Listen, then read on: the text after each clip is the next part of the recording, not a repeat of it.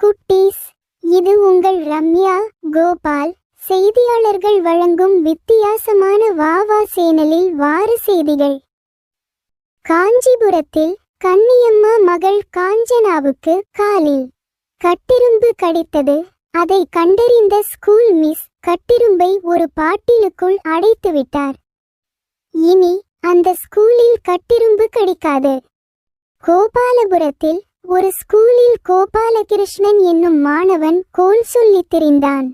அவன் திருந்துவதற்கு பல கொசுவுகளை ஏவி அவனை கடிக்க வைத்தார்கள். பிறகு கோல் சொல்வதை விட்டுவிட்டான். சின்னநல்லூர் ஸ்கூலில் சிவப்பி என்னும் சிறுமி 20 சாக்பீஸ்களை திருடிவிட்டாள். அதை கண்டறிந்த மிஸ் அவள் வைத்திருந்த அத்தனை சாக்பீஸ்களை அந்த போர்டிலேயே எழுத வைத்தார்.